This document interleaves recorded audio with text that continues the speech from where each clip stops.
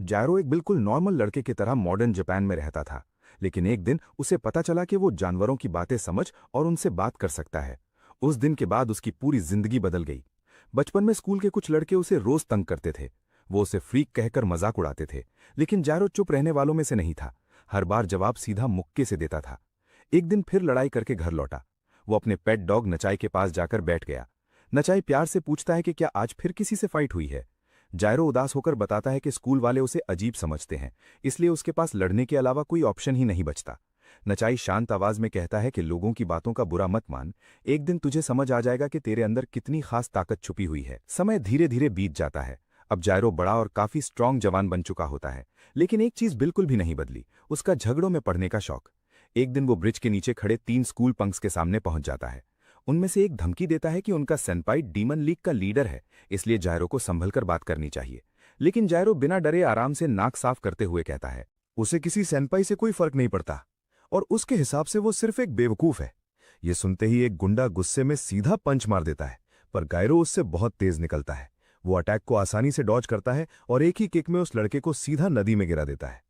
बाकी दोनों ये देखकर हैरान रह जाते हैं। उन्हें समझ ही नहीं आता कि इतनी स्पीड आई कहां से। गायरो उनका भी मजाक उड़ाना शुरू कर देता है। दोनों एक साथ उस पर टूट पड़ते हैं, लेकिन दोनों मिलकर भी उसका कुछ नहीं बिगाड़ पाते। कुछ ही पलों में गायरो उनकी बुरी तरह पिटाई कर देता है। तीनों भीगे और जख्मी हालत में वहां से भाग जाते हैं। तभी पीछे से कोई उसका शुक्रिया अदा करता है। गायरो मुड़कर देखता है, एक क्रो और एक कैट उसकी तरफ आ रहे होते हैं। कैट उसका थैंक्स करती है। वो बताती है कि ये गुंडे काफी दिनों से जानवरों को परेशान कर रहे थे, लेकिन उससे गायरो की भी टेंशन होती है, क्योंकि वो लोग बदला लेने जरूर लौटेंगे।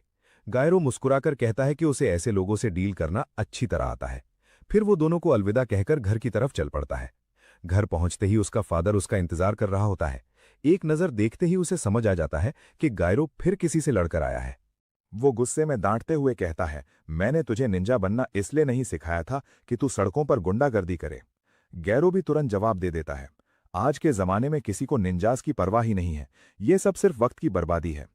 उसकी बात सुनकर फादर का गुस्सा और बढ़ जाता है।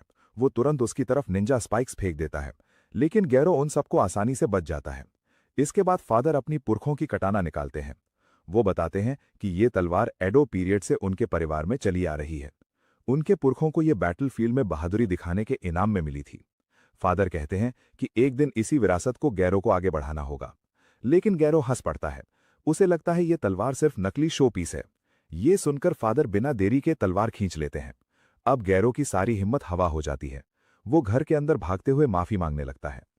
थोड़ी देर बाद सब शांत हो जाता है। सजा के तौर पर फादर उससे पूरा घर साफ करने को बोलते हैं। फिर बताते हैं कि वो टाउन एसोसिएशन की मीटिंग में जा रहे हैं, रात को देर से लौटेंगे, इसलिए सोने से पहले दरवाजा लॉक कर देना। जायरो धीरे से बोलता है कि वो अब कोई छोटा बच्चा नहीं है। तभी अचानक वही क्रोध तेज आवाज में वापस आ जाता है।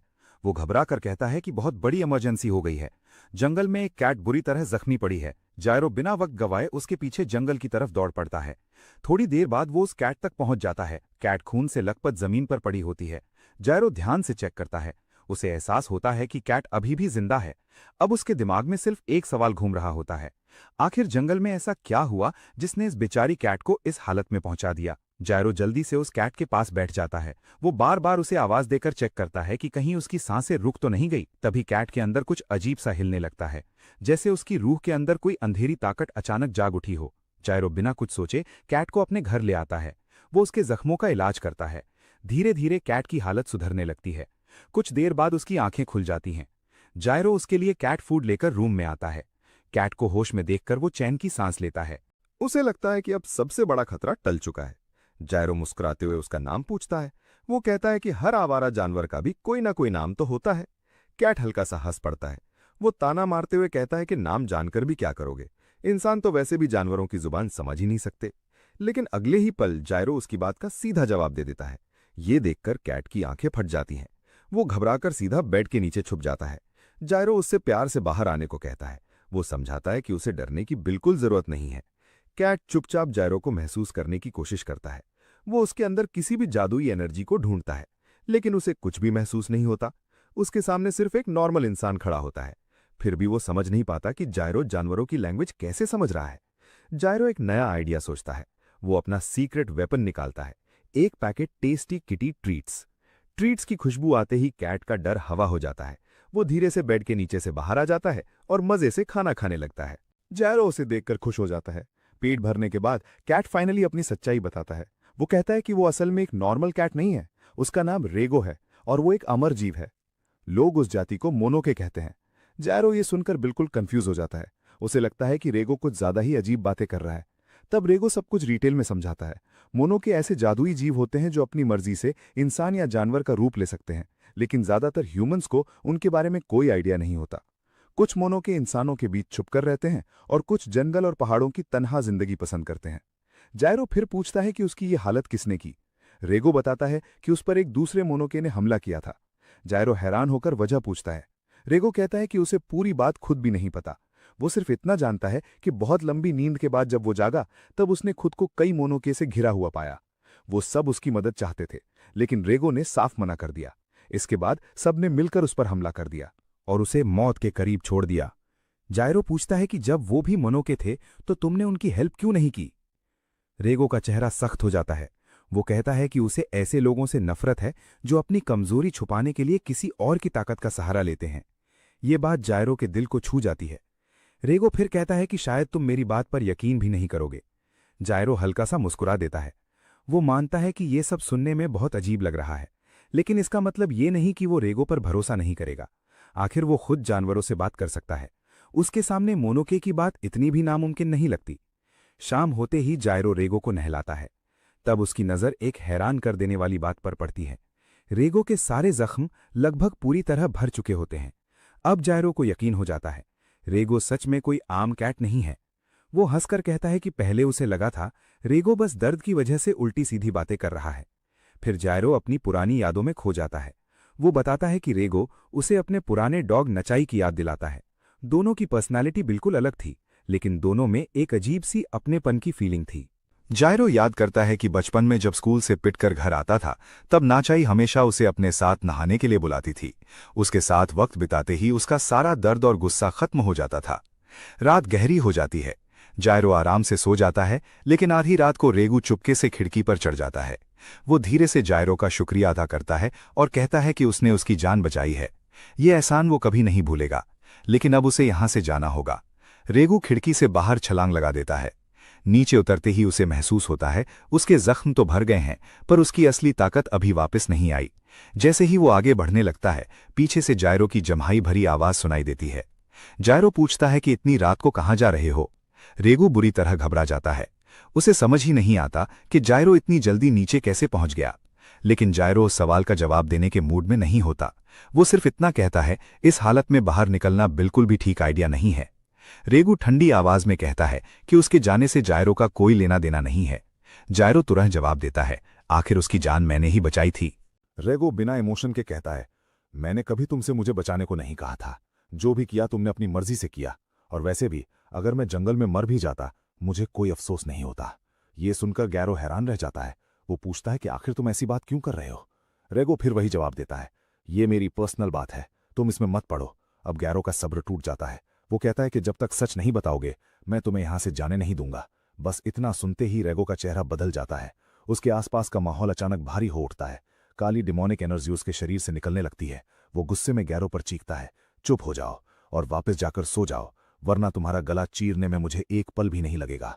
रेगो उसे याद दिलाता है, वो कोई नॉर्मल कैट नहीं है, वो एक मोनोके है, एक ऐसा शैतानी जीव जो इंसानों को भी मार सकता है।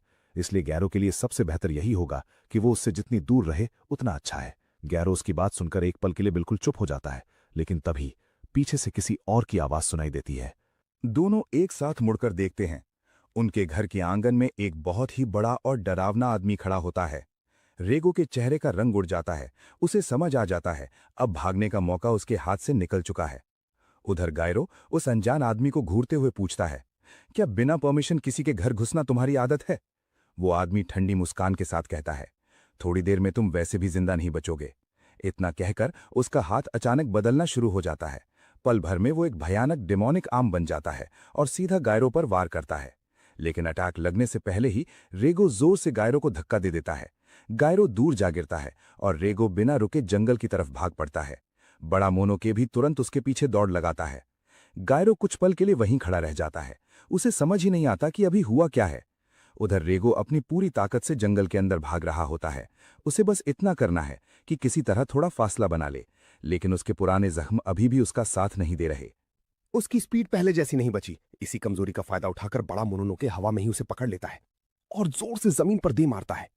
रेगो दर्द से करा उठता है। बड़ा मोनोनोके हंसने लगता है। वो मजाक उड़ाते हुए कहता है, तो तुम ही हो मशहूर स्टार ऑफ डूम। सच कहूं, तुम्हें देखकर मैं बिल्कुल इंप्रेस नहीं हुआ। फिर वो शांत आवाज में कहता है, सीधे मेरे साथ चलो। मैं बिना वजह किसी और मोनोनोके को मारना नहीं चाहता। ये सुनते ही रेगो की आंखों में गुस्सा भर जाता है। उसके शरीर से फिर से काली एनर्जी निकलने लगती है। वो दांतों को भींचकर कहता है, तुम लोगों को मेरी फिक्र नहीं है। तुम सब सिर्फ मेरी पावर्स के पीछे पड़े हो, और अगर उन पावर्स को पाने के लिए तुम अपनी जान दांव पर लगाना चाहते हो, तो फिर इस फैसले का अंजाम भी तुम्हें ही भुगतना पड़ेगा। जैसे ही दूसरा डीमन कहता है कि अगर चाहे तो उस आदमी को वापस ले जाओ, दोनों एक दूसरे के सामने लड़ने के लिए तैयार हो जाते हैं। लेकिन अटैक शुरू होने से पहले ही जीरो अचानक बीच में आ जाता है।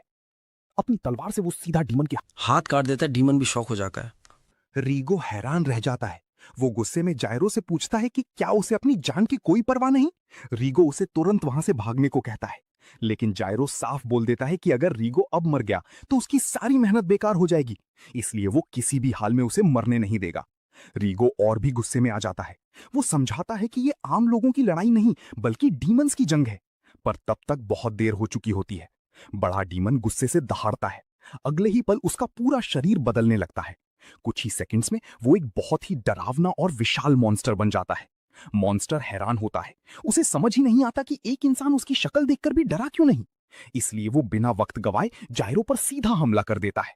रीगो को लगता है कि अब जायरो का बचना नामुमकिन है, लेकिन सबको सरप्राइज करते हुए जायरो उस अटैक से बच निकलता है। एक पल में ही वो मॉन्स्टर के पीछे पहुंच जाता है। पर जायरो ने एक बात का अंदाजा नहीं लगाया था, ये मॉन्स्टर उसकी सोच से भी ज्यादा तेज था। पलक झपकते ही मॉन्स्टर हवा में उसके पीछे पहुंच जाता है। अपनी तेज उंगली से वो जायरो के सीने को आर पार कर देता है। जायरो के मुंह से खून निकलने लगता है। इतनी बुरी चोट के बाद भी वो तलवार चलाने की कोशिश करता है, लेकिन मॉन्स्टर फिर से उसके वार से बच जाता है। अगले ही पल जायरो जमीन पर गिर पड़ता है। उसकी आंखों से धीरे धीरे जिंदगी की रोशनी मिटने लगती है। ये सब देखकर रीगो बिल्कुल खामोश हो जाता है। उसे समझ नहीं आता कि ये इंसान आखिर इतना अलग क्यों है। एक ऐसे मॉन्स्टर के लिए जिसने कभी उसका कुछ नहीं लगता, जायरो अपनी जान तक दांव पर लगा देता है। तभी वो बड़ा मॉन्स्टर हंसने लगता है। वो रीगो का मजाक उड़ाते हुए कहता है कि शायद वो काफी टाइम से भूखा है, इसलिए उसे जायरो को खा लेना चाहिए।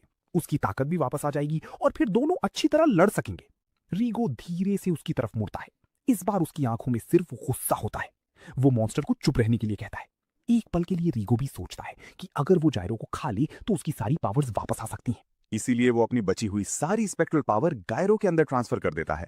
अपनी ही एग्जिस्टेंस को कुर्बान करके वो गायरो की जान बचा लेता है। ये देखकर बड़ा मॉन्स्टर भी शॉक में आ जाता है। वो चीख कर पूछता है कि एक डीमन अपनी सारी ताकत किसी इंसान को कैसे दे सकता है। रीगो उसकी बात का कोई जवाब नहीं देता। वो बस उसे चुप रहने को कहता है। अगले ही पल गायरो दोबारा अपने पैरों पर खड़ा हो जाता है।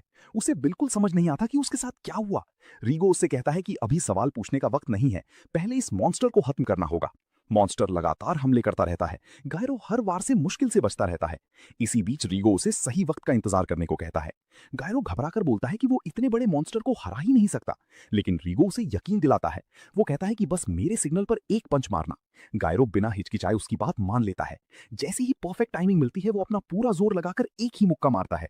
रीगो की पावर्स उस अटैक के साथ फट पड़ती हैं। एक ही हिट में वो मॉन्स्टर 2 टुकड़ों में फट जाता है और वहीं उसका अंत हो जाता है। लेकिन जायरो को समझने का मौका भी नहीं मिलता कि उसके साथ हुआ क्या है। अचानक एक औरत उसकी गर्दन पर चाकू रख देती है। उसी वक्त एक आदमी सिगरेट पीते हुए सामने आता है। वो कहता है कि घबराने की जरूरत नहीं, वो लोग डीमंस नहीं बल्कि गवर्नमेंट के एस्पियोनाज डिपार्टमेंट के ऑफिसर्स हैं। फिर वो अनाउंस करता है कि जायरो को कस्टडी में लिया जा रहा है। जायरो कुछ बोलने की कोशिश ही करता है, तभी वो औरत उसके सर के पीछे जोर से वार करती है। एक ही हिट में जायरो बेहोश होकर गिर पड़ता है। आर्मर पहने हुए सोल्जर्स आपस में बहस करने लगते हैं। कोई भी उस बेहोश लड़के को उठाना नहीं चाहता, सब उससे डर रहे होते हैं। आखिर में वही औरत सबका काम खत्म करती है। वो जायरो की टांग पकड़कर उसे जमीन पर घसीटते हुए ले जाती है, जैसे किसी शिकार की लाश खींच कर ले जाई जा रही हो। बेहोशी के दौरान जायरो खुद को एक अजीब सफेद जगह पर पाता है। वहां उसकी मुलाकात धुंध जैसे दिख रहे रेगो से होती है। रेगो उसके सीने की तरफ इशारा करता है। जायरो नीचे देखता है। उसके सीने में एक बड़ा सा सुराख बना हुआ होता है। वो इस बात से घबरा ही रहा होता है, तभी अचानक उसकी आंखें खुल जाती हैं। अब वो हॉस्पिटल के बेड पर पड़ा होता है। तेज दर्द के साथ वो धीरे से उठकर बैठता है। सबसे पहले वो अपने सीने को देखने लगता है। जायरो सबसे पहले अपने सीने को चेक करता है। वो चैन की सांस लेता है जब उसे वहां कोई सुराख नजर नहीं आता। तभी अचानक एक आवाज उसका ध्यान तोड़ देती है। वही लड़की जो उसे लेकर आई थी उसके बेड के पास बैठी होती है। फोन पर रील्स देखते हुए वो कैजुअली बताती है कि जायरो 1.5 दिन से ज्यादा वक्त तक बेहोश था। फिर वो अपना नाम इकाई बताती है। जायरो उससे कुछ और पूछ पाता उससे पहले ही इकाई अपने सीनियर को कॉल कर देती है। वो बताती है कि जायरो होश में आ गया है और अब उससे बात की जा सकती है। इसी बीच एक अजीब चीज होती है। काले धुंध जैसी एनर्जी गायरो के शरीर से बाहर निकलती है। कुछ ही पल में वो धुंध एक बिल्ली का रूप ले लेती है और सीधा जाकर गायरो के सर पर बैठ जाती है। गायरो तुरंत समझ जाता है कि ये रेगो है। वो गुस्से में उसे सर से उतरने को कहता है। दोनों फिर से बच्चों की तरह बहस शुरू कर देते हैं। इकाई बार बार उन्हें चुप कराने की कोशिश करती है। वो याद दिलाती है कि ये हॉस्पिटल है। थोड़ी देर बाद रूम का दरवाजा खुलता है। इकाई का सीनियर अंदर आता है। सबसे पहले वो दोनों की बहस खत्म करवाता है। फिर वो गायरो की तरफ देखकर मुस्कुराता है। वो कहता है कि इतनी खतरनाक चोट के बाद भी जिंदा रहना हर किसी के बस की बात नहीं। उसके बाद उसकी नज़र रेगो पर जाती है। वो उससे पूछता है कि अब उसकी तबीयत कैसी है। रेगो तुरंत शक भरी नज़रों से उस आदमी को देखता है। वो ठंडे अंदाज में कहता है कि अपने काम से मतलब रखो। अगर अपनी जान प्यारी है तो ज़्यादा सवाल मत पूछो। सीनियर तुरंत समझ जाता है कि रेगो आसानी से किसी पर भरोसा नहीं करता, लेकिन उसे ये भी महसूस होता है कि रेगो फिलहाल उन्हें नुकसान पहुंचाना नहीं चाहता। इसलिए वो पहले अपना इंट्रोडक्शन देने का फैसला करता है। वो बताता है कि उसका नाम शेबा है और वो ब्यूरो ऑफ एस्पियोनाज का ऑफिसर है। गायरो उसकी बात बीच में ही काट देता है। वो कहता है कि ये बात तो वो पहले ही बता चुका है। अब उसे सिर्फ एक बात जाननी है, आखिर उन लोगों ने उसे पकड़ा ही क्यों। शीबा हल्का सा हैरान हो जाता है। उसे यकीन नहीं होता कि सर पर इतनी जोर की चोट खाने के बाद भी गायरो को सब याद है। फिर वो गायरो से एक और सवाल पूछता है, क्या उसने कभी अनी बाबेन नाम के ग्रुप के बारे में सुना है। गायरो कुछ देर सोचता है, फिर बताता है कि उसके पिता ने कभी इस ग्रुप का जिक्र किया था। उनके हिसाब से एडो शोगिनोग के दौरान ये शोगन के खास अंडरकवर एजेंट्स हुआ करते थे। शीबा मुस्कुराता है। उसे उम्मीद नहीं थी कि गायरो को इतनी हिस्ट्री पता होगी। फिर वो एक बड़ा राज खोलता है। वो बताता है कि अनी वाबिन कभी खत्म ही नहीं हुआ। वक्त के साथ बस उसका नाम और काम बदलता गया। आज वही ऑर्गेनाइजेशन ब्यूरो ऑफ एस्पियोनाज के नाम से काम कर रही है। उनका काम देश के अंदर और बाहर इंटेलिजेंस गैदर करना है। साथ ही खतरनाक मोनोकेन को ढूंढकर रोकना भी उनकी जिम्मेदारी है। शीबा बताता है कि ज्यादातर बड़े हादसे डीमंस नहीं बल्कि इंसान ही करते हैं। इसलिए उनका काफी वक्त वीआईपी सिक्योरिटी और डेंजरस ग्रुप्स की इन्वेस्टिगेशन में निकलता है। लेकिन उसकी टीम का काम थोड़ा अलग है। उनका डिपार्टमेंट सिर्फ मोनोनोके से जुड़े केसेस देखता है और आमतौर पर उन्हें ज्यादा एक्शन देखने को नहीं मिलता। लेकिन कुछ दिन पहले सब कुछ बदल गया। उनकी फैसिलिटी पर अचानक मोनोनोके के एक गैंग ने हमला कर दिया। उसी फैसिलिटी के अंदर रीगो को सील करके रखा गया था। ये सुनकर जायरो को सब समझ आ जाता है। अब उसे पता चल जाता है कि रीगो ने डीप स्लीप वाली बात क्यों कही थी। वो असल में सील होकर सो रहा था और उस अटैक के दौरान ही अचानक जाग गया। अब शीबा की बारी थी सवाल पूछने की। वो जायरो से पूछता है कि रीगो उसके शरीर के अंदर कैसे पहुंच गया। जायरो शुरू से लेकर आखिर तक पूरी कहानी सुना देता है। उसकी बात सुनकर इकाई बिल्कुल शॉक रह जाती है। वो जायरो को डांटते हुए कहती है कि कोई इतना बेवकूफ कैसे हो सकता है। ना सिर्फ वो बीच में कूद पड़ा बल्कि एक मोनोनोके की जान बचाने की भी कोशिश की। जायरो को उसकी बात बिल्कुल पसंद नहीं आती। वो गुस्से में कहता है कि चुप रहो, तुम वहां थी ही नहीं, इसलिए तुम्हें असली हालात का कोई अंदाजा नहीं। दोनों की बहस फिर से शुरू होने वाली होती है, लेकिन शीबा तुरंत उन्हें रोक देता है। फिर वो जायरो को एक जरूरी बात बताता है। हो सकता है रेगो और उसका फ्यूजन हमेशा के लिए हो चुका हो और शायद उन्हें अलग करने का कोई तरीका भी ना हो। लेकिन बिना रिसर्च किए कुछ भी कहना जल्दी होगी, इसलिए वो हर मुमकिन तरीके से इस राज की जांच करेंगे। साथ ही एक और प्रॉब्लम भी सामने है। वो मोनो के गैंग हर हाल में रेगो को ढूंढ रहा है, लेकिन उनका असली मकसद अभी तक किसी को पता नहीं।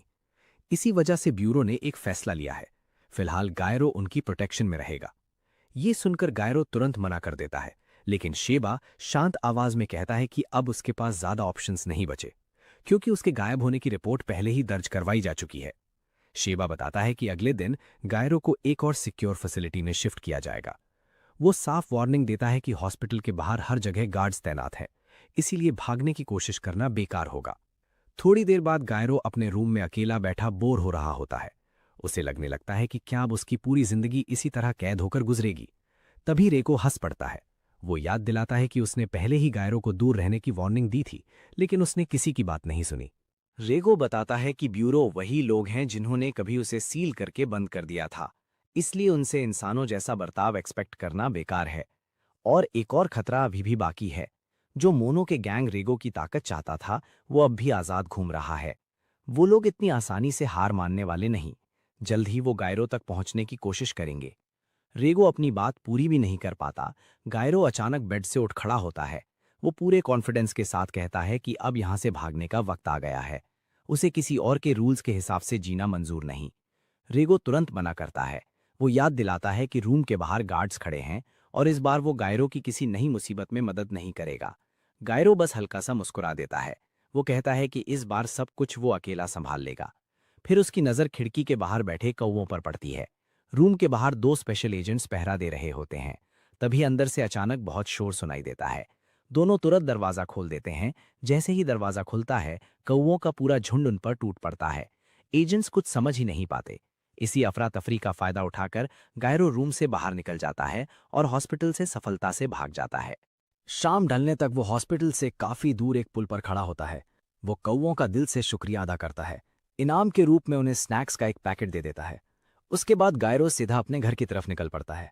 उसका इरादा अपने पिता से मिलने का होता है, लेकिन घर पहुंचने से पहले ही उसके पिता खुद उसके सामने आ जाते हैं। गायरो जल्दी से कोई बहाना बनाने की कोशिश करता है, मगर उसके पिता बिना कुछ सुने बस इतना कहते हैं, मेरे साथ चलो। गायरो चुपचाप उनके पीछे चल पड़ता है। दोनों एक सुनसान मैदान में पहुंचते हैं। गायरो हैरान होकर पूछता है कि उसे यहाँ क्यों लाया गया है। जवाब देने की जगह उसके पिता सीधा एक जोर का मुक्का मार देते हैं। गायरो हवा में उछलकर जमीन पर जा गिरता है। वो तुरंत 2 दिन तक गायब रहने के लिए माफी मांगता है, लेकिन उसके पिता बताते हैं कि शीबा उन्हें सब कुछ बता चुका है। उन्हें ब्यूरो और रीगो के बारे में पूरी सच्चाई पता चल चुकी है। वो कहते हैं कि उन्हें यकीन ही नहीं हो रहा, उनका बेटा अब एक मोनोके के साथ मर्ज हो चुका है। गायरो पूरी तरह शॉक हो जाता है। वो पूछता है कि उन्हें इतनी सारी बातें कैसे पता है। तब उसके पिता एक बड़ा राज खोलते हैं। वो बताते हैं कि वो खुद कभी ब्यूरो ऑफ एस्पियोनाज के मेंबर रह चुके हैं। इतना सुनते ही रेगो अपनी स्पेक्ट्रल फॉर्म में बाहर आ जाता है। वो कहता है कि शुरू से ही इस बुढ़े के अंदर कुछ अलग महसूस हो रहा था। अब उसे समझ आ गया है कि उसका एहसास सही था। जायरो के पिता ठंडी आवाज में बोलते हैं, ना ब्यूरो तुम दोनों का इस्तेमाल करेगा और ना ही कोई मोनोके। उससे पहले वो दोनों को खत्म कर देंगे और उसके बाद अपनी जान भी दे देंगे। ये सुनकर जायरो के होश उड़ जाते हैं। अगले ही पल उसके पिता अपनी पूरी ताकत के साथ अटैक कर देते हैं। वो हवा में उछलकर एक भयानक किक मारते हैं। जायरो मुश्किल से उस वार से बच पाता है, लेकिन उसे संभलने का मौका भी नहीं मिलता। उसके पिता पल भर में उसके सामने पहुंच जाते हैं। एक के बाद एक तेज पंचेस जायरो पर बरसने लगते हैं। जायरो उनमें से एक भी रोक नहीं पाता। वो फिर से जमीन पर गिर जाता है। उसके मुंह से खून बहने लगता है। सांस लेना भी मुश्किल हो जाता है। उसके पिता उदास नजरों से उसकी तरफ देखते हैं। वो कहते हैं कि उन्होंने जायरो को सिर्फ सेल्फ डिफेंस तक ही नहीं सिखाया था। उनका सपना था कि एक दिन वो उसे एक असली वॉरियर बनाएंगे। लेकिन अब वो सपना कभी पूरा नहीं होगा। ये कहकर वो आखिरी वार करने के लिए दोबारा उछलते हैं। इसी पल रीगो बीच में आ जाता है। अपने स्पेक्ट्रल क्लॉस से वो अटैक रोक लेता है और जायरो के पिता को पीछे धकेल देता है। रीगो जोर से चिल्लाता है। वो जायरो को समझाता है कि उसका पिता सच में उसे मारना चाहता है। अब इस लड़ाई को मजाक समझना बंद करो। लेकिन जायरो उल्टा रीगो पर ही गुस्सा हो जाता है। वो कहता है कि जब तक मैं ना कहूं मेरे शरीर से बाहर मत आना। उसी वक्त उसके दिमाग में बचपन की यादें लौट आती हैं। उसे याद आता है कैसे वो एक बिल्ली को बचाने के लिए पेड़ पर चढ़ गया था, लेकिन नीचे उतरना ही भूल गया था। हर बार उसके पिता ही नीचे खड़े होते थे। अगर वो गिरता भी तो पकड़ने के लिए हमेशा तैयार रहते थे। डांट जरूर पड़ती थी, लेकिन साथ कभी नहीं छूटा। अब वही पिता उसके सामने खड़े थे। उनकी आंखों में सिर्फ सख्ती नजर आ रही थी। वो बताते हैं कि सालों तक उन्होंने शैडो रेल्म नाम की नरक जैसी दुनिया में लड़ाई लड़ी, कभी अपने ही लोगों से, कभी मोनोकी से। ये सब सिर्फ इसलिए था ताकि जायरो उस अंधेरी दुनिया से हमेशा दूर रहे। लेकिन अब जायरो ने खुद ही उनकी सालों की मेहनत पर पानी फेर दिया है। जायरो के पिता गुस्से में कहते हैं कि उसने उन चीजों में दखल दिया जहां उसे कभी पढ़ना ही नहीं चाहिए था। लेकिन जायरो बस मुस्कुरा देता है। वो कहता है कि उसे अपने किसी भी फैसले का पछतावा नहीं है और इस मुश्किल से भी वो खुद ही बाहर निकलेगा। ये सुनकर उसके पिता दोबारा हमला कर देते हैं। इस बार जायरो पीछे हटने की जगह सीधा अपना सर उनके मुक्के से टकरा देता है। उसका इरादा सिर्फ अटैक की स्पीड कम करना होता है, लेकिन उसके पिता की ताकत बहुत ज्यादा थी। जायरो जोर से पीछे उछल जाता है। हवा में ही वो मुश्किल से अपना बैलेंस संभाल लेता है, फिर दोबारा अपने पैरों पर खड़ा हो जाता है। उसके माथे से खून बहना शुरू हो चुका होता है। जायरो की जिद देखकर उसके पिता गहरी सांस लेते हैं। उन्हें समझ आ जाता है कि ये लड़का मौत के सामने भी पीछे नहीं हटेगा। आखिरकार वो अपने हाथ नीचे कर देते हैं। वो मान लेते हैं कि हार उनकी हुई है, क्योंकि असली हिम्मत की कमी उनमें थी, जायरो के नहीं। ये कहकर वो चुपचाप वहां से चले जाते हैं। रात होते ही जायरो घर के हॉट टब में आराम से बैठा होता है। रीगो उससे डांटते हुए कहता है कि बार बार मौत के मुंह में कूदना बंद करे। अगर गायरो हर बार मरने ही लगेगा तो उसकी जान बचाने का कोई मतलब नहीं बचेगा। गायरो हल्की सी मुस्कान के साथ रीगो की तरफ देखता है। वो कहता है कि अब से वो सिर्फ रीगो नहीं, उसका पार्टनर है। अब दोनों को हर मुश्किल का सामना साथ मिलकर करना होगा। इसी वक्त गायरो के पिता को शीबा का फोन आता है। शीबा कहता है कि हॉस्पिटल से गायरो के भागने पर सब लोग परेशान हो गए थे, लेकिन अब जब वो घर पहुंच गया है तो टेंशन की बात नहीं। वो बताता है कि अगले दिन ब्यूरो की गाड़ी गायरो को लेने आएगी, क्योंकि अब उसे उनकी टीम का हिस्सा बनना होगा और इस वक्त ब्यूरो को उसकी बहुत ज़रूरत है। अगली सुबह गायरो काफी जल्दी उठ जाता है। वो अपना सारा सामान पैक करने लगता है। तभी रेगो उससे रोककर पूछता है कि क्या वो सच में ये सब करने वाला है।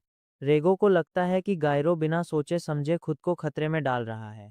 उससे बिल्कुल नहीं पता कि ब्यूरो के लोग असल में कौन हैं। और अब गायरो के पास रेगो की पावर्स भी हैं। इस वजह से वो एक बिल्कुल यूनिक केस बन चुका है। किसी को नहीं पता कि ब्यूरो उसके साथ आगे क्या करेगा। गायरो हल्का सा मुस्कुराता है। वो रेगो को टीज करते हुए पूछता है कि कहीं उससे उसकी फिक्र तो नहीं होने लगी। रेगो तुरंत उससे चुप रहने को कह देता है। कुछ देर बाद गायरो अपना सामान लेकर नीचे पहुंचता है। वहां इची पहले से उसका इंतजार कर रही होती है। उसके चेहरे से साफ पता चल रहा था कि वो बिल्कुल खुश नहीं है। इची बताती है कि वो गायरो की गार्ड और चपेरों बांधकर आई है। उसका काम ये इंश्योर करना है कि गायरो कोई बेवकूफ़ी ना करे, जैसे चुपके से भाग जाना। फिर वो बाहर खड़े कंपनी ट्रक की तरफ इशारा करती है। गायरो को उसी ट्रक के पीछे इची के साथ जाना था। इची का एटीट्यूड देखकर गायरो इरिटेट हो जाता है। उससे लगता है जैसे इची उससे किसी कीड़े की तरह देख रही हो, लेकिन वो कुछ नहीं कहता। वो मुड़कर अपने फादर को गुड बाय बोलता है। उसके फादर बस इतना कहते हैं कि जिंदा रहना। गायरो कॉन्फिडेंट स्माइल के साथ जवाब देता है कि उससे मारना इतना आसान नहीं है, और फिर वो अपने पुराने घर को छोड़कर एक नए सफर पर निकल पड़ता है। ट्रक जैसे ही रोड पर आगे बढ़ता है, इची अचानक जायरो के हाथों में हैंडकफ्स लगा देती है। जायरो एकदम शॉक हो जाता है। वो पूछता है कि उसके साथ प्रिजनर जैसा बिहेवियर क्यों हो रहा है। इची भी इरिटेट होकर बोलती है कि उसे खुद नहीं पता कि उसे इस इडियट को एस्कॉर्ट करने की ड्यूटी क्यों मिली। फिर वो सीधा जवाब देती है। गायरो प्रिजनर जैसा फील कर रहा है क्योंकि असल में वो प्रिजनर ही है। गायरो को समझ नहीं आता कि वो किस बात की कर रही है। तब इची ब्यूरो के बारे में बताती है। ब्यूरो का मैं काम मोनोके के खिलाफ लड़ना है, लेकिन गायरो अब आधा इंसान और आधा मोनोके बन चुका है। इसलिए ब्यूरो की नज़र में वो एक नॉर्मल इंसान नहीं है, वो एक कैप्चर्ड मोनोके जैसा केस है। इची को खुद समझ नहीं आता कि हायर अप्स गायरो में इतनी इंटरेस्ट क्यों ले रहे हैं। आखिर उसके लिए इतने सारे रिसोर्सेज क्यों यूज़ किए जा रहे हैं। लेकिन इची अपनी ड्यूटी को लेकर बिल्कुल सीरियस है। जो ऑर्डर मिला है वो उससे पूरी तरह फॉलो करेगी। गायरो उसकी बात सुनता है और फिर एटीट्यूड दिखाने लगता है। वो कहता है कि वो सिर्फ इसलिए इची के साथ डिसेंट बिहेव कर रहा है क्योंकि वो एक लड़की है। अगर इची लड़का होती तो गायरो अब तक उससे सबक सीखा चुका होता। ये सुनते ही इची का गुस्सा फट पड़ता है। वो गायरो के चेहरे के बिल्कुल पास ट्रक की वॉल पर जोर से पंच मारती है। मेटल की वॉल अंदर तक दब जाती है। गायरो का कॉन्फिडेंस तुरंत गायब हो जाता है। इची आंखें टेढ़ी करके कहती है कि दुनिया में दो चीज़ें हैं जिनसे वो सबसे ज़्यादा नफरत करती है। पहली चीज़ है मनोन, और दूसरी गायरो जैसे सेक्सिस्ट इडियट्स। इची के लिए गायरो की कोई इंपॉर्टेंस ही नहीं है। वो बस चाहती है कि गायरो अपना मुंह बंद रखे और यूज पीसफुली काम करने दे। तभी रेगो अचानक गायरो के पास अपीयर हो जाता है। रेगो इरिटेटेड होता है क्योंकि वो सो रहा था, लेकिन गायरो और इची की बहस ने उसकी नींद भी खराब कर दी। रेगो इची को देखकर बोलता है कि शायद ब्यूरो में लोगों की कमी पड़ गई है, तभी तो उन्होंने सिर्फ एक लड़की को उनकी सिक्योरिटी के लिए भेजा। इची रेगो को गुस्से से देखती है। वो कहती है कि वो जैसे डर्टी मोनोके से बात नहीं करती। रेगो फिर भी उससे प्रोवोक करता रहता है। उसका कहना था कि इची के पास वैसे भी अभी कुछ और प्रॉब्लम्स हैं। लेकिन ट्रक के फ्रंट में सिचुएशन अचानक बदल जाती है। दोनों ड्राइवर्स एक ऐसे एरिया में एंटर कर चुके थे जो घने फॉग से कंप्लीटली कवर था। एक ड्राइवर को समझ नहीं आता कि यहाँ इतनी थिक मिस्ट क्यों है। दूसरा बताता है कि वो माउंटेन रीजन के पास पहुंच रहे हैं, शायद फॉग वहीं से आ रही है। तभी ड्राइवर को रोड के बीच एक आदमी खड़ा हुआ नजर आता है। फॉग के अंदर वो फिगर बिल्कुल स्टिल खड़ा था। ड्राइवर तुरंत अपने पार्टनर को बताने के लिए मुड़ता है, लेकिन अगले ही सेकंड उसकी आंखों के सामने एक हॉरिफाइंग सीन होता है। वही अजीब ग्लासेस वाला आदमी उसके पार्टनर के बिल्कुल पास खड़ा होता है, और उसने उसका सर बॉडी से अलग कर दिया था। ट्रक के अंदर अचानक एक टेरिफाइंग स्क्रीम गूंजती है। उसके तुरंत बाद एक पावरफुल झटका लगता है। जायरो और इची दोनों बैलेंस खोकर गिर पड़ते हैं। ट्रक की लाइट्स भी फ्लिकर करने लगती हैं। इची तुरंत समझ जाती है कि कुछ बहुत गलत हो चुका है। वो खड़ी होती है और जायरो को ट्रक के अंदर ही रहने का ऑर्डर देती है। इची खुद बाहर जाकर सिचुएशन चेक करने वाली थी। गायरो उसे रोकने की कोशिश करता है, लेकिन इची बिना उसकी बात सुने दूर बंद कर देती है। फिर वो ट्रक से बाहर निकल जाती है। बाहर आते ही इची सराउंडिंग्स को ध्यान से देखती है। उससे तुरंत रियलाइज होता है कि वो लोग एक स्पेक्ट्रल मिस्ट जोन में एंटर कर चुके हैं। इची शॉक में सोचती है कि उससे इतनी बड़ी मिस्टेक कैसे हो गई। तभी उसके पीछे से एक अननोन वॉइस सुनाई देती है। इची धीरे से मुड़ती है और उसके सामने वही अजीब ग्लासेस वाला आदमी नजर आता है। वो एक मैसिव मॉन्स्ट्रस क्रीचर के ऊपर बैठा हुआ था। नीचे वही क्रीचर दोनों ट्रक ड्राइवर्स को डिवावर कर रहा था। आदमी के चेहरे पर अजीब सी एक्साइटमेंट थी। वो कहता है कि वो इस मिशन को लेकर काफी एक्साइटेड था। वो आदमी ब्यूरो के खिलाफ एक जबरदस्त फाइट की उम्मीद लेकर आया था, लेकिन उसके सामने सिर्फ 2 बेकार ड्राइवर्स और एक फीमेल गार्ड थी। इच्छी ये सुनकर और इरिटेट हो जाती है। वो मन ही मन सोचती है कि हर आदमी इतना सेक्सिस्ट क्यों होता है। फिर वो अपनी वॉच पर टैप करती है। अगले ही पल उसका बैटल यूनिफॉर्म एक्टिवेट हो जाता है। दिखने में वो उसके नॉर्मल आउटफिट से ज़्यादा अलग नहीं था, लेकिन अब इची प्रॉपर कॉम्बैट के लिए रेडी थी। ग्लासेस वाला आदमी फाइनली एक्साइटेड हो जाता है। वो अपने जायंट पार्टनर को चिल्लाता है कि खाना बाद में खा लेना, अब उन्हें दोबारा फाइट करनी थी। अचानक घनी मिस्ट उन दोनों को कवर कर लेती है और दोनों अपने असली मोनो के फॉर्म्स में ट्रांसफॉर्म हो जाते हैं। इची बिना वक्त बर्बाद किए अपनी गन निकाल लेती है। वो लगातार बुलेट्स फायर करना शुरू कर देती है, लेकिन जायंट मोनोके पर इसका ज़रा भी इफेक्ट नहीं होता। वो बस अपने मासिव आर्म से सारी फायरिंग रोक देता है। इसी डिस्ट्रैक्शन का फ़ायदा उठाकर ग्लासेस वाला मोनोके इची के पीछे पहुंच जाता है। वो अचानक अटैक करता है। इची किसी तरह उसका स्ट्राइक डॉज कर लेती है, लेकिन अटैक की फोर्स यूज सीधा जायंट की तरफ ढकेल देती है। इची तुरंत अपना नाइफ निकालती है। वो जायंट की फिस्ट में ब्लेड घुसा देती है। इससे वो खुद को क्रश होने से बचा लेती है। साथ ही वो जायंट पर काउंटर स्लैश करने की कोशिश करती है। फिर इची सेफली ज़मीन पर लैंड करती है। अब उससे समझ आ चुका था कि फाइट बिल्कुल ईजी नहीं होने वाली। उसके सामने 2 मोनोके थे और दोनों की फाइटिंग एबिलिटीज़ अलग थीं। इच्छी जायंट को ध्यान से ऑब्जर्व करती है। वो फिजिकली एक्सट्रीमली पावरफुल था, लेकिन इंटेलिजेंस के मामले में बिल्कुल डम। दूसरी तरफ ग्लासेस वाला मोनोके ज़्यादा डेंजरस लग रहा था। वो क्लियरली इस पूरी फाइट का मास्टरमाइंड था, लेकिन इच्छी को एनालिसिस करने का ज़्यादा टाइम नहीं मिलता। थिन मोनोके अचानक उसके पीछे अपीयर हो जाता है और एक पावरफुल पंच सीधा इच्छी को ट्रक के अंदर दे मारता है। ट्रक के अंदर गायरो को एक जोर का इम्पैक्ट सुनाई देता है। वो तुरंत सोचता है कि बाहर आखिर हो क्या रहा है। रेगो कामली उससे बताता है कि मोनोके ने अटैक कर दिया है। वो ये भी बताता है कि जब गायरो इची से बहस कर रहा था, तभी रेगो ने कुछ अनयूजुअल सेंस कर लिया था। वो लोग स्पेक्ट्रल जोन में एंटर कर चुके थे। जायरो को अभी भी कुछ समझ नहीं आता। रेगो सिंपल वर्ड्स में एक्सप्लेन करता है। स्पेक्ट्रल जोन एक ऐसी जगह है जो ह्यूमन वर्ल्ड से अलग होती है और ये मोनोके का टेरिटरी है। जायरो एक्सप्लेनेशन को प्रॉपरली समझ नहीं पता, लेकिन उसके लिए एक चीज़ क्लियर थी, उसे बाहर जाकर इची की हेल्प करनी थी। वो रेगो से कहता है कि पहले उसके हैंडकफ्स तोड़ने में हेल्प करे, लेकिन रेगो मना कर देता है। ये नॉर्मल हैंडकफ्स नहीं थे, इन्हें स्पेशली स्पेक्ट्रल एनर्जी को ब्लॉक करने के लिए डिज़ाइन किया गया था, इसलिए रेगो भी उन्हें ब्रेक नहीं कर सकता था। जायरो का पेशेंस खत्म होने लगता है। वो कहता है कि इची से ही हैंडकफ्स खुलवा लेगा, लेकिन रेगो उससे रोकता है। उसके हिसाब से ब्यूरो और मोनोके को आपस में लड़ने देना ही बेटर है, फिर दोनों वहां से निकल सकते हैं। क्योंकि ब्यूरो के लिए भी गायरो एक नॉर्मल इंसान नहीं था और मोनोके के लिए भी वो सिर्फ एक यूजफुल स्पेसिमन था। दोनों साइड्स उसका इस्तेमाल करना चाहती थी। तो रेगो पूछता है कि गायरो को इस फाइट में पड़ने की ज़रूरत ही क्या है। जायरो का मानना है कि बाहर कोई उनकी सेफ्टी के लिए फाइट कर रहा है और अगर वो अंदर चुपचाप बैठा रहा तो खुद को मर्द कहने का भी हक नहीं है। लेकिन उसकी बात पूरी भी नहीं होती कि ट्रक के पीछे से एक जबरदस्त पंच पड़ता है। जायंट का अटैक इतना पावरफुल होता है कि पूरा ट्रक 2 टुकड़ों में स्प्लिट हो जाता है और जायरो दूर जाकर गिरता है। ट्रक के ऊपर चढ़कर वो पतला मोनोके जायरो को देखता है। उसे ऑर्डर मिला है कि जायरो को जिंदा वापस लेकर जाना है, लेकिन उसे इस मिशन में कोई खास इंटरेस्ट नहीं, इसलिए वो जायरो को सिर्फ 10 सेकंड देता है, या तो पीसफुली सरेंडर करो या फिर उनका फूड बन जाओ। जायरो तुरंत इची की तरफ मुड़ता है और अपने हैंडकफ्स खोलने के लिए कहता है, लेकिन इची मना कर देती है। जायरो को यकीन ही नहीं होता कि वो इतनी सीरियस सिचुएशन में भी उससे फ्री नहीं कर रही। तभी मोनोके का काउंटडाउन खत्म हो जाता है और वो जायरो को खाने के लिए रेडी हो जाता है। जायरो दोबारा इची से कफ्स खोलने की रिक्वेस्ट करता है। ये सिचुएशन इची को उसके पास्ट में ले जाती है। उसे अपनी माँ का फ्यूनरल याद आता है, जो ब्यूरो के लिए मोनोके के खिलाफ लोगों को प्रोटेक्ट करते हुए मर गई थी। उसी दिन इची ने अपने फादर से प्रॉमिस किया था कि वो ट्रेनिंग करेगी और एक दिन अपने पेरेंट्स को प्राउड फील कराएगी। लेकिन जायरो की आवाज़ उसे मेमोरीज से बाहर ले आती है।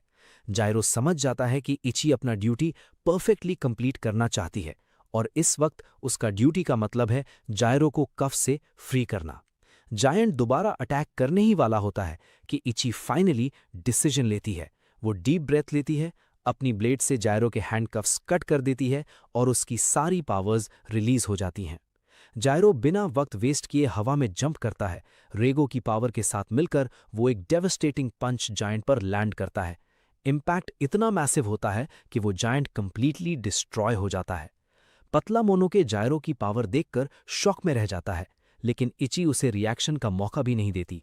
वो सडनली उसके पीछे अपीयर होती है और अपनी ब्लेड से उस पर अटैक करके उसे भी खत्म कर देती है। फाइट के बाद जायरो खड़ा होता है और इची को बताता है कि उसने उनके लिए फाइट किया, जबकि जायरो ने उसकी हेल्प करने के लिए फाइट किया। इसलिए अब दोनों का हिसाब बराबर है। इची भी पहली बार जायरो को थोड़ी रिस्पेक्ट के साथ देखती है। अब ट्रक डिस्ट्रॉय हो चुका है, इसलिए दोनों के पास हेडक्वार्टर्स तक पैदल जाने के अलावा कोई ऑप्शन नहीं होता और इस जर्नी को कंप्लीट करने में उन्हें पूरा 1 दिन लग जाता है। अगली सुबह गायरो पियर के पास उठता है और ब्रशिंग करते हुए पिछले 1 हफ्ते के इवेंट्स के बारे में सोचता है। सिर्फ 1 वीक में उसे मोनोनोके के एग्जिस्टेंस का पता चला, 2 बार उनके अटैक्स फेस किए और अब वो एक कंप्लीटली अनफेमिलियर जगह पर खड़ा है। तभी शीबा उससे पूछता है कि उसे यहाँ कैसा लग रहा है। गायरो कंप्लेन करता है कि उसे एक भी प्रॉपर प्राइवेट मोमेंट नहीं मिला क्योंकि ऑर्गेनाइजेशन के लोग उस पर कॉन्स्टेंटली नजर रख रहे हैं।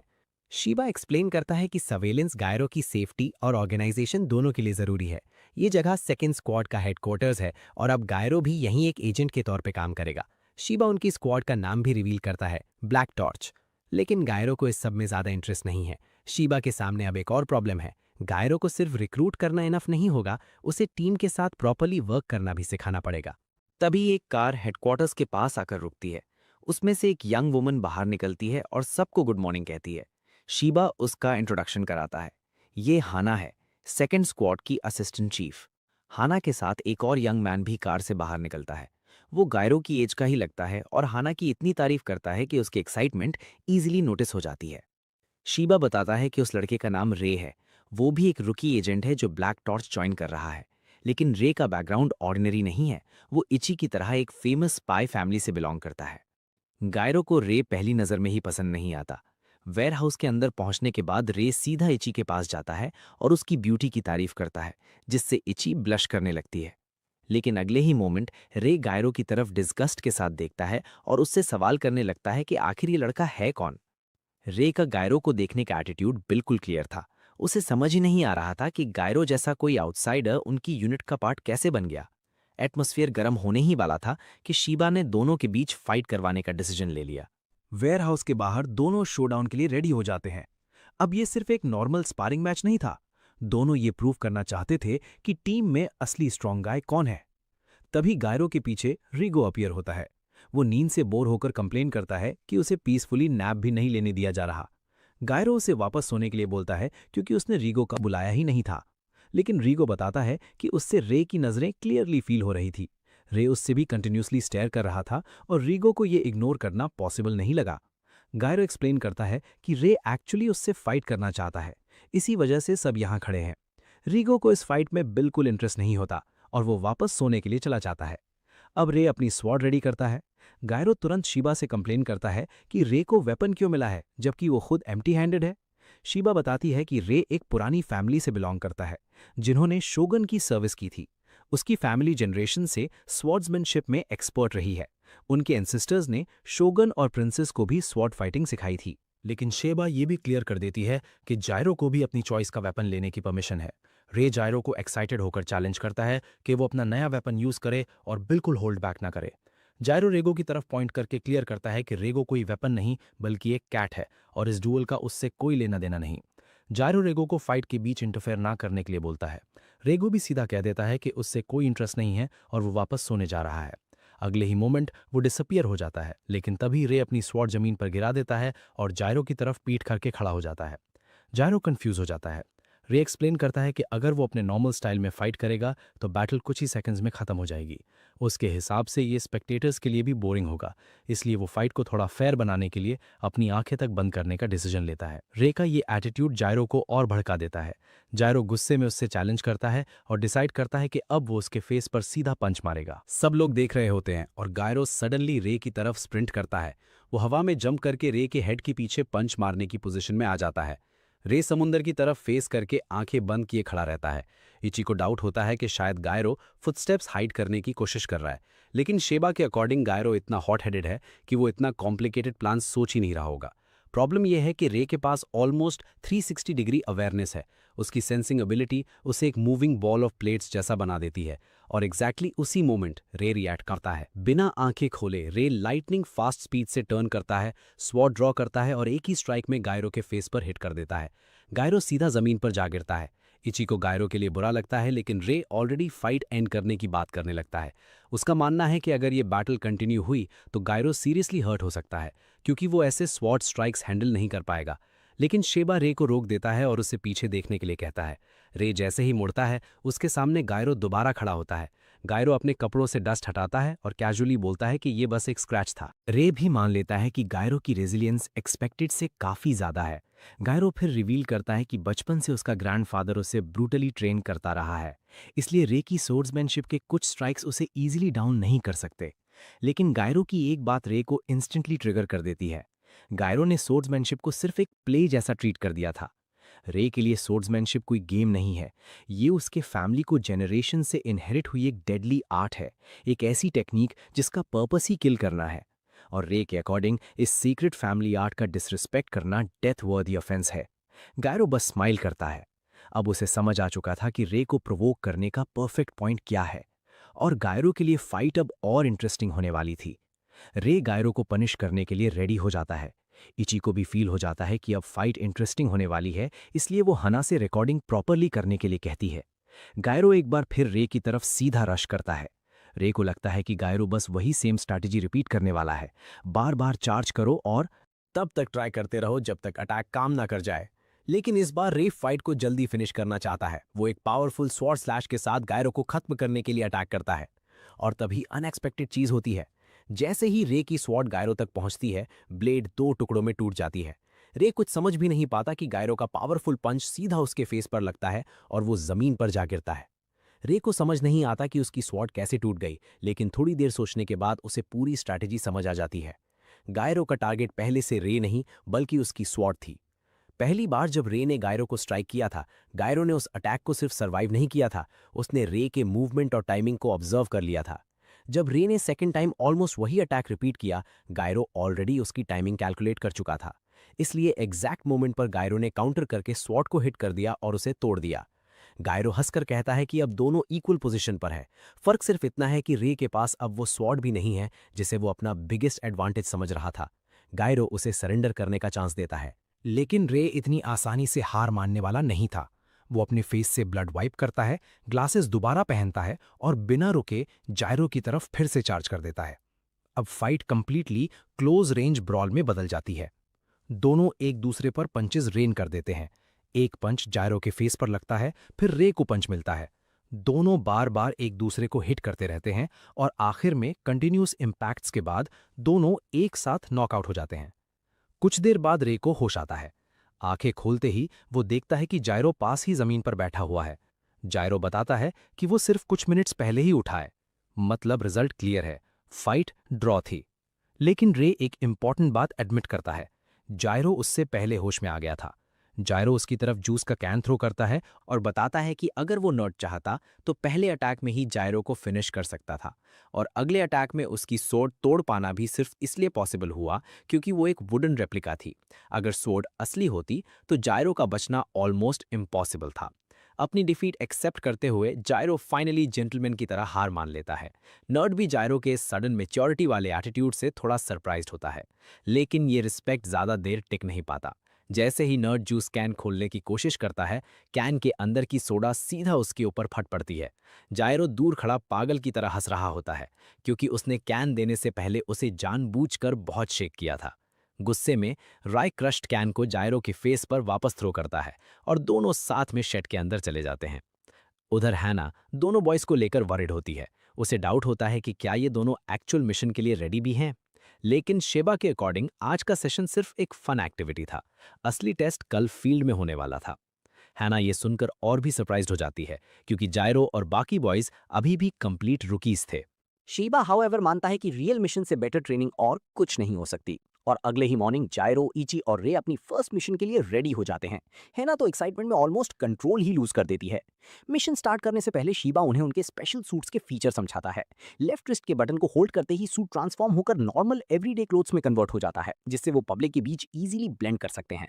फिर शीबा जायरो को बटन डबल टैप करने को कहता है। जायरो जैसे ही बटन प्रेस करता है, उसका पूरा बॉडी दूसरों की नजरों से इनविजिबल हो जाता है। शीबा बताता है कि ये इनविजिबल मोड अभी एक न्यू फीचर है, इसलिए इसे अननेसेसरली यूज नहीं करना चाहिए। इसका यूज करने से उनके दूसरे गियर पर नेगेटिव इफेक्ट पड़ सकता है। बाकी फीचर्स वो लोग मिशन के दौरान प्रैक्टिकली सीखने वाले थे। इसके बाद शीबा तीनों को कार में बिठाता है और एक श्राइन की तरफ ले जाता है। जायरो को समझ ही नहीं आता कि उनकी फर्स्ट मिशन के लिए श्राइन क्यों जा रहे हैं, लेकिन शीबा एक्सप्लेन करता है कि ये श्राइन एक्चुअली ब्यूरो की हिडन लोकेशंस में से एक है और उन्हें यहाँ कुछ इंपॉर्टेंट चीजें लेने आई हैं। रास्ते में जायरो की नजर एक हुडी पहने हुए आदमी पर पड़ती है, जो चॉकलेट बार को इतनी अजीब तरह से खा रहा होता है जैसे कोई वाइल्ड एनिमल हो। जायरो उसे इग्नोर करता है और आगे बढ़ जाता है। श्राइन पहुंचने के बाद शेबा एक एजेंट से फैसिलिटी यूज करने की परमिशन मांगता है। एजेंट थोड़ा हेजिटेंट होता है। उसका कहना है कि स्पेशल ऑपरेशन डिवीजन 1 की टीम भी आज यहां आने वाली है, और जब दो टीम्स एक ही जगह पर होती हैं तो यूजुअली सिचुएशन खराब ही होती है। शेबा अश्योर करता है कि डिवीजन 1 के पहुंचने से पहले वो लोग फैसिलिटी से निकल जाएंगे। जायरो तुरंत इची से पूछता है कि ये डिवीजन 1 आखिर है क्या। इची बताती है कि डिवीजन 1 बेसिकली ब्यूरो के बेस्ट ऑपरेटिव से बनी हुई टीम है। उनके पास ज़्यादा मैन पावर है और उनके एजेंट्स ऑर्गेनाइजेशन के सबसे स्किल्ड मेंबर्स में से हैं। और कंपैरिजन करो तो उनकी डिवीजन 2 टीम बिल्कुल ऑपोजिट है। फाइनली शेबा उन्हें फैसिलिटी के अंदर ले जाता है। एक हिडन स्टेयरकेस से नीचे जाने के बाद तीनों एक अंडरग्राउंड चेंबर में पहुंचते हैं। वहां शेबा रेगो से पूछता है कि क्या वो ठीक है। रेगो तुरंत सामने अपीयर होता है और शेबा को चुप रहने के लिए कह देता है। शेबा हंस पड़ता है और चेंबर का एक वॉल्ट ओपन करता है। वॉल्ट के अंदर वही जगह होती है जहां रेगो को सील करके रखा गया था। जायरो की नज़र रूम के सेंटर में रखे एक मैसिव रॉक पर पड़ती है। शेबा एक्सप्लेन करता है कि ये ब्यूरो के कुछ रेयर सैंक्टम्स में से एक है, जहां स्पेशल रॉक्स यूज किए जाते हैं। ये रॉक्स स्पेक्ट्रल एनर्जी को सप्रेस कर देते हैं, और स्पेक्ट्रल एनर्जी कंप्लीटली सप्रेस होते ही रेगो जैसे मोनोनोके के पास अपनी पावर्स यूज करने की कोई एबिलिटी नहीं बचती। इसीलिए यहाँ रेगो प्रैक्टिकली कंप्लीटली डिफेंसलेस था। शेबा फिर इची को लेकर ऊपर कुछ लोगों से क्वेश्चनिंग करने चला जाता है और जायो और रे को रेगो से उस दिन के बारे में पूछने को कहता है।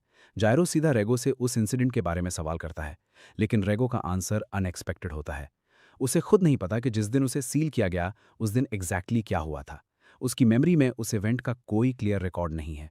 जायरो को ये बात बिल्कुल बिलीवेबल नहीं लगती।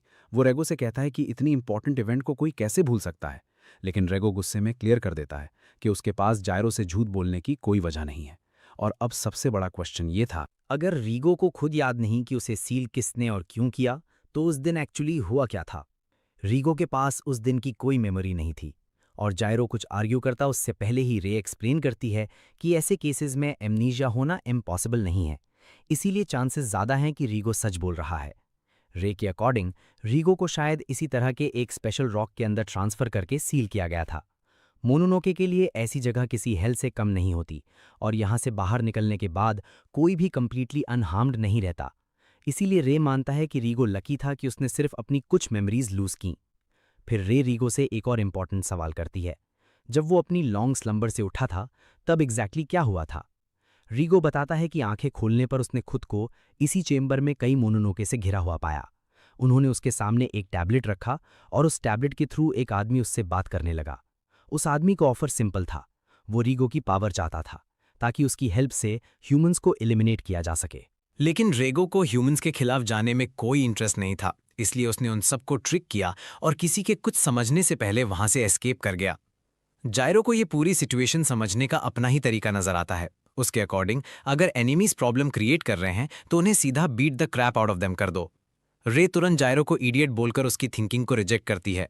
लेकिन तभी उनकी कॉन्वर्जेशन बीच में ही रुक जाती है। वही हुडी वाला मिस्टीरियस गाय जिसे जायरो ने श्राइन के रास्ते में चॉकलेट खाते हुए देखा था, अचानक सामने अपीयर हो जाता है। वो चॉकलेट नीचे गिरा देता है और एक मोमेंट में जायरो और रे के बीच आ खड़ा होता है। उसकी नज़र सीधा रेगो पर होती है। जायरो और रे बिना टाइम वेस्ट किए उस पर पंच करने की कोशिश करते हैं, लेकिन हुडी वाला आदमी इतनी अनबिलीवेबल स्पीड से मूव करता है कि दोनों के अटैक्स कंप्लीटली मिस हो जाते हैं और अगले ही सेकंड वो फिर से उनके सामने अपीयर हो जाता है। रेगो तुरंत जायरो को वार्न करता है कि इस आदमी को लाइटली मत लेना, लेकिन जायरो के लिए वार्निंग का मतलब उल्टा होता है। वो फाइट के लिए और एक्साइटेड हो जाता है।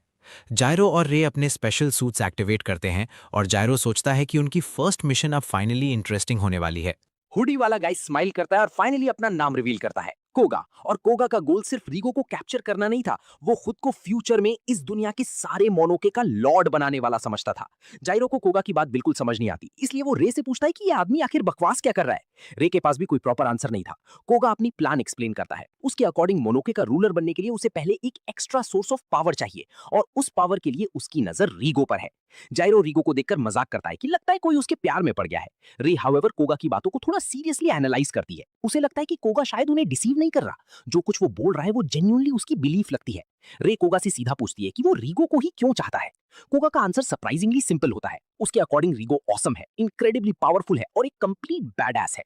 इसी वजह से कोगा उसकी पावर अपने लिए चाहता है। रे जायरो की तरफ देखकर बेसिकली हिंट करती है कि कोगा भी उसी की तरह थोड़ा इंटेलेक्चुअली चैलेंज लग रहा है। लेकिन कोगा की बात अभी खत्म नहीं हुई थी। वो एक्सप्लेन करता है कि मोनोनोके ह्यूमंस की तरह फ्रेजाइल नहीं होते। उनका नेचर ऑलमोस्ट इमॉर्टल जैसा है। अगर किसी मोनोनोके के बॉडी को पीसेस में कट भी कर दिया जाए तो उसकी स्पिरिट सर्वाइव कर सकती है। प्रॉब्लम सिर्फ ये है कि टाइम के साथ उनकी स्पिरिचुअल एनर्जी धीरे धीरे फेड होती जाती है, क्योंकि उनके पास उस एनर्जी को मेंटेन करने के लिए प्रॉपर सोर्स नहीं होता। लेकिन रीगो इस केस में कंप्लीटली डिफरेंट है। रीगो बेसिकली एक स्पिरिचुअल जनरेटर की तरह काम करता है। उसकी स्पिरिचुअल एनर्जी खत्म ही नहीं होती। और कोगा का प्लान यही था, अगर कोई मोनोनोके रीगो की पावर को अपने अंदर ऑब्टेन कर ले तो वो प्रैक्टिकली इमॉर्टल बन सकता है। कोगा इसी पावर को हासिल करके मोनोनोके के वर्ल्ड के सबसे ऊपर खड़ा होना चाहता था। अपनी बात प्रूव करने के लिए कोगा के हेड से सडनली एक बड़ा हॉर्न ग्रो हो जाता है। वो अनाउंस करता है कि अब वो इमॉर्टल बनेगा और सारे मोनोनोके में सबसे हाईएस्ट पोजीशन तक पहुंच जाएगा। गायरो तुरंत फाइट के लिए रेडी हो जाता है, लेकिन रे उसे वार्न करती है कि जल्दबाजी मत करो, क्योंकि अभी उन्हें यह भी नहीं पता कि कोगा अकेला है या उसके साथ और कितने मोनोनोके मौजूद हैं। रे अपनी बात कंप्लीट भी नहीं कर पाती, कोगा लाइटनिंग फास्ट स्पीड से सीधा उसके सामने अपीयर होता है। अगले ही मोमेंट कोगा एक पावरफुल किक जायरो के चेस्ट पर मार देता है। इम्पैक्ट इतना स्ट्रांग होता है कि जायरो की सांस तक रुक जाती है और वो पीछे की तरफ थ्रो हो जाता है। कोगा वहीं नहीं रुकता, वो जायरो को दोबारा किक करता है और उसे स्पेक्ट्रल रॉक के पास जाकर क्रैश कर देता है। जायरो संभल भी नहीं पाता कि कोगा ऑलरेडी उसके बिल्कुल पास पहुंच चुका होता है। कोगा जायरो का फेस पकड़ता है और उसके हेड को फोर्सफुली ग्राउंड में दबा देता है। वो क्लियर कर देता है कि उसके लिए जायरो की कोई रियल वैल्यू नहीं है। जायरो को सिर्फ एक रीजन की वजह से जिंदा रखा गया है, उसका रेगो के साथ बॉन्ड। कोगा के लिए असली टारगेट जायरो नहीं बल्कि रेगो था। वो रेगो की तरफ मुड़ता है, उसे एक छोटे से स्ट्रे किटन की तरह आसानी से उठा लेता है और अब कोगा अपना असली प्लान रेगो के सामने रखने वाला था। कोगा रेगो को बताता है कि वो जल्द ही उसे जायरो जैसे इडियट से फ्री कर देगा। उसके बाद दोनों मिलकर बाकी सारे मोनोकाइनेस पर रूल करेंगे। लेकिन रेगो सीधा उसके ड्रीम्स को क्रश कर देता है। रेगो कोगा को क्लियरली वैको बोलता है और कहता है कि वो उसके साथ काम नहीं करेगा। रेगो को किसी का किंग बनने में कोई इंटरेस्ट नहीं है और वो कोगा के लिए कोई किंगडम जीतने भी नहीं चाह रहा। ये सुनकर कोगा इमोशनल हो जाता है। वो लिटरली रोने और कांपने लगता है और रेगो को पकड़कर पूछता है कि वो इतनी इंसेंसिटिव बात कैसे कह सकता है। तभी गायरो इरिटेट होकर कोगा को शट अप करने को कहता है। उसकी एनोइंग वॉइस से परेशान होकर गायरो उसके पैर पकड़ लेता है ताकि वो मूव ना कर सके। इसी मोमेंट रे भी अटैक के लिए पोजीशन ले लेती है। रे इनक्रेडिबल स्पीड से एक एरियल स्लैश लॉन्च करती है। ब्लेड की स्ट्राइक कोगा को हिट करती है, उसे गायरो से दूर पुश कर देती है और उसके बॉडी पर डैमेज भी करती है। रे गायरो को वार्न करती है कि कोगा नॉर्मल मुनीनो बिल्कुल नहीं है। उसका स्लैश किसी ऑर्डिनरी मुनीनो को ईजिली 2 पीसेस में कट कर सकता था, लेकिन कोगा पर उस अटैक का इफेक्ट सिर्फ एक स्क्रैच जितना हुआ। रे समझ जाती है कि कोगा की स्ट्रेंथ उनकी एक्सपेक्टेशन से काफ़ी ज़्यादा है। वो ये भी कहती है कि ऊपर वाले लोग जल्दी समझ जाएंगे कि नीचे कुछ सीरियस प्रॉब्लम हो रही है, लेकिन उन्हें रेस्क्यू का वेट नहीं करना चाहिए। उन्हें खुद ही कोगा को हैंडल करना होगा। कोगा उनकी बात सुनकर गुस्से में चिल्लाता है। उसके अकॉर्डिंग ह्यूमंस एक्चुअली वीकलिंग्स हैं, सिर्फ इसलिए स्ट्रांग होने का एटीट्यूड दिखाते हैं क्योंकि उनकी पॉपुलेशन मोनोके से ज्यादा है और वो समझते हैं कि पूरी प्लैनेट पर उनका कंट्रोल है। फिर कोगा रे को टारगेट करता है और डिक्लेयर करता है कि सबसे पहले रे मरेगा। लेकिन जायरो को वो जिंदा रखना चाहता है। रीजन ये था कि जायरो रीगो को कैरी करने के काम आ रहा था। हाँ, कोगा जायरो के हैंड्स और फीट तक रिमूव करने का प्लान बना रहा था ताकि रीगो को ले जाना उसके लिए और इजी हो जाए। कोगा के अकॉर्डिंग अब वो सबको दिखाएगा कि एक्चुअल मास्टर कौन है और सर्वेंट कौन। ये बोलते ही कोगा अपने ब्लड को वेपन में ट्रांसफॉर्म करता है। उसके ब्लड से एक huge sphere like weapon create होता है। कोगा वेपन लेकर दोनों पर जंप करता है और एक मैसिव स्विंग के साथ अटैक करता है। जायरो और रे दोनों साइड में डॉज करते हैं और अटैक के इंपैक्ट से पूरा एरिया डस्ट से भर जाता है। कोगा तुरंत नेक्स्ट टारगेट चूज करता है। वो रे की तरफ चार्ज करता है। रे अपनी स्वॉर्ड रेज करके उसके अटैक को ब्लॉक करने की कोशिश करता है, लेकिन कोगा का अटैक इतना पावरफुल होता है कि रे की स्वॉर्ड 2 पीसेस में स्नैप हो जाती है। अब रे के पास डिफेंड करने के लिए वेपन ही नहीं बचता। कोगा इसी ओपनिंग का फायदा उठाता है और अपने जायंट स्पीयर को सीधा रे के स्टमक में थ्रस्ट कर देता है। अटैक के इंपैक्ट से रे पीछे जाकर ग्राउंड पर क्रैश करता है। उसके माउथ से ब्लड निकलने लगता है और अब रे को फाइनली समझ आ जाता है कि कोगा उसकी इनिशियल एक्सपेक्टेशन से कहीं ज्यादा पावरफुल है। लेकिन गायरो अपने टीममेट को अकेला नहीं छोड़ता। वो कोगा के पीछे से अटैक करने की कोशिश करता है। कोगा हाउएवर ऑलरेडी अलर्ट होता है। वो अपनी स्पीयर से गायरो के अटैक को ब्लॉक कर देता है।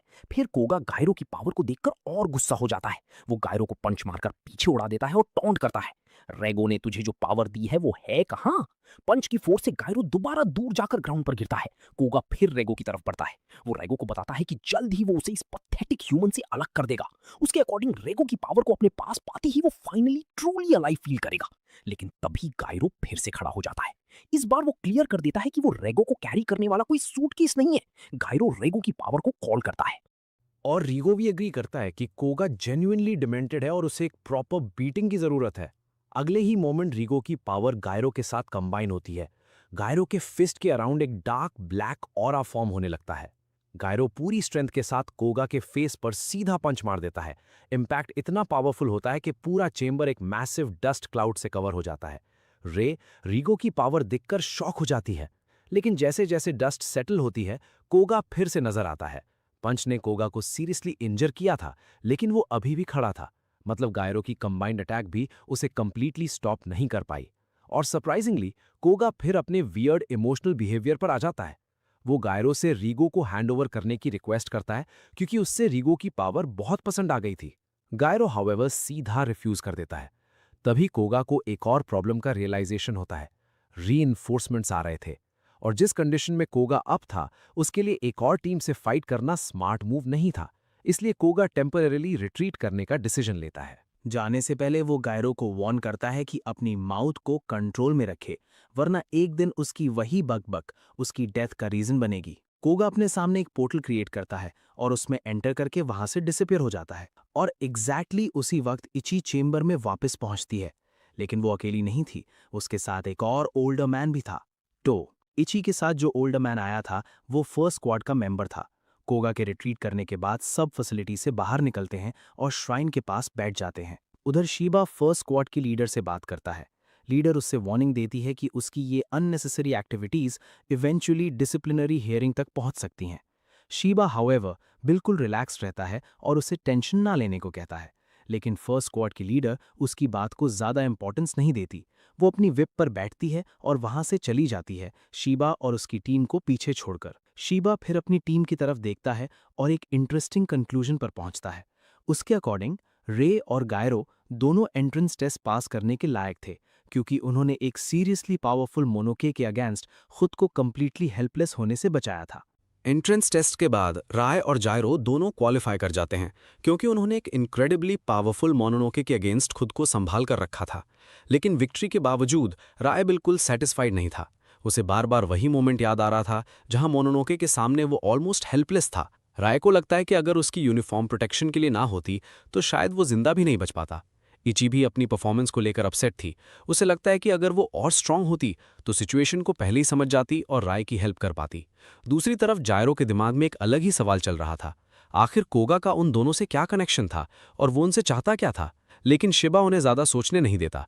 वो समझाता है कि जो कुछ हुआ वो एक्चुअली एक टीम बॉन्डिंग एक्सरसाइज का पार्ट था। उस एक्सपीरियंस से अब उन्हें पता चल चुका था कि फ्यूचर मिशंस में एक दूसरे के साथ कैसे कोऑर्डिनेट करना है।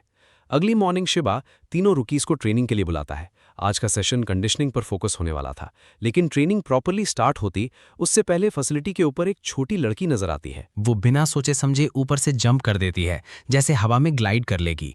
लेकिन प्लान कंप्लीटली फेल हो जाता है और वो सीधा ग्राउंड पर क्रैश कर जाती है। फिर भी वो बिना शर्माए उठती है और अनाउंस करती है कि आज ट्रेनिंग वही कंडक्ट करेगी। थोड़ी देर बाद वो शिबा के शोल्डर्स पर बैठ जाती है। शिबा इंट्रोड्यूस करता है कि उसका नाम फ्यूयो है और वो खुद एक मोनोनोके है।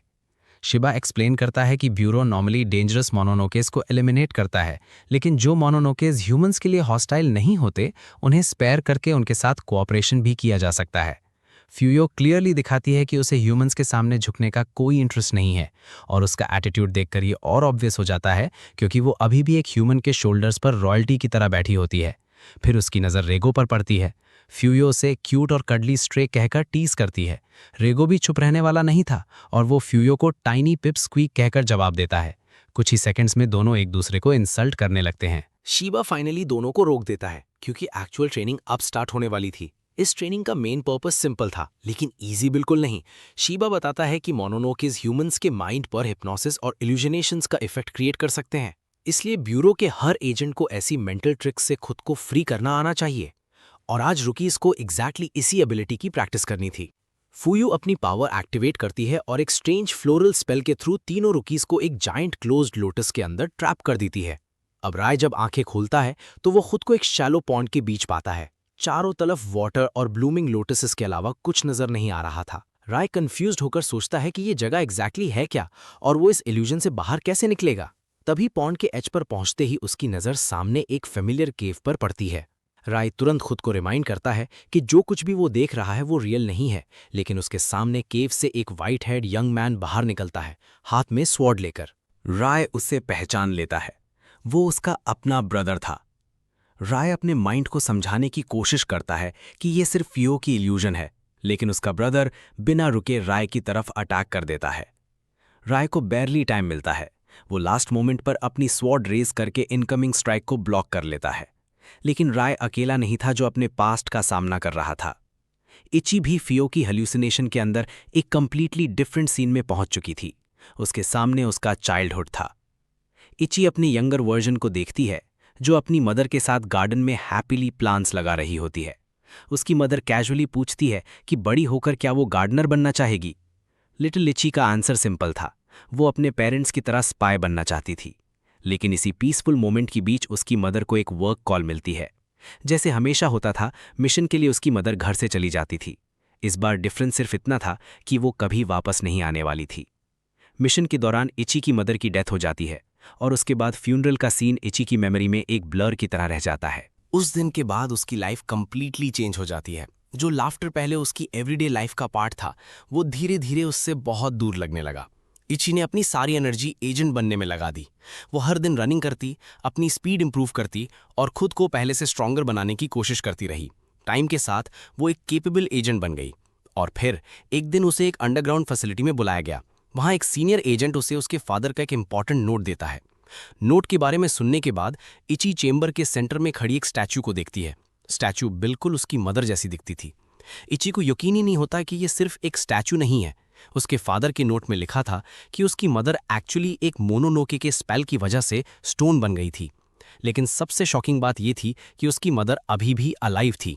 उस दिन के बाद इची के पास सिर्फ एक गोल रह गया, उस मोनोनोके को ढूंढना जिसने उसकी मदर को इस कंडीशन में पहुंचाया था और किसी भी तरह अपनी मदर को वापस नॉर्मल स्टेट में लाना। इची जैसे ही इल्यूजन में अपनी मदर की स्टैचू को टच करती है, पूरा स्टैचू वायलेंटली शेक होने लगता है। अगले ही मोमेंट उसके अंदर से एक मॉन्स्टरस क्रीचर बाहर निकलता है और सीधा इची पर अटैक करने के लिए रेडी हो जाता है। उधर ग्योरो अब तक हेल्यूसिनेशन के अंदर एग्जिट ढूंढते हुए इधर उधर भाग रहा था, लेकिन जितना वो रास्ता ढूंढने की कोशिश करता उतना ही वो मेज में फंसता जा रहा था। आखिरकार उसका सामना एक एनॉर्मस शैडोई डीमन से हो जाता है। रेगो उस क्रीचर को देखते ही पहचानने की कोशिश करता है, लेकिन उसे पता था कि वो फ्यूयो की हेल्यूसिनेशन के अंदर है, इसलिए सामने खड़ा मॉन्स्टर रियल नहीं हो सकता। ग्योरो को इस बात से कोई फर्क नहीं पड़ता, उसके लिए मॉन्स्टर रियल हो या इल्यूजन, वो उसे तोड़ने के लिए रेडी था।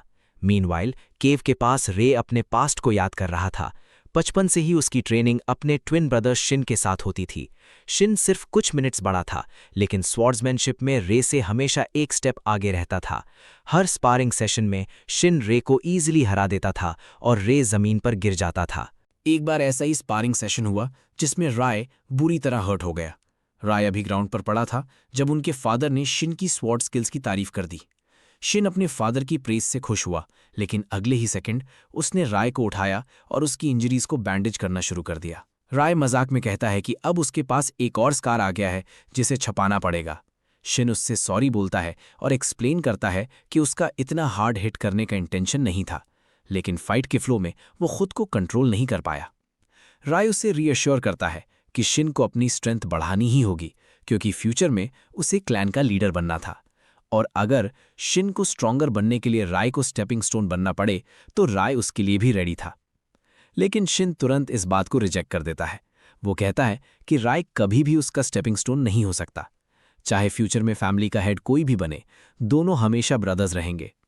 शिन के लिए ये भी रीएश्योरिंग था कि उसके पास एक ऐसा ब्रदर है जो ज़रूरत पड़ने पर उसकी बैक कवर कर सकता है, और अगर कभी शिन फैमिली का हेड बनने में फेल हो जाए तो रिस्पॉन्सिबिलिटी राय को भी दी जा सकती है। ये सुनकर राय स्माइल करता है, लेकिन अंदर से वो जानता था कि ऐसा होना ऑलमोस्ट इम्पॉसिबल है।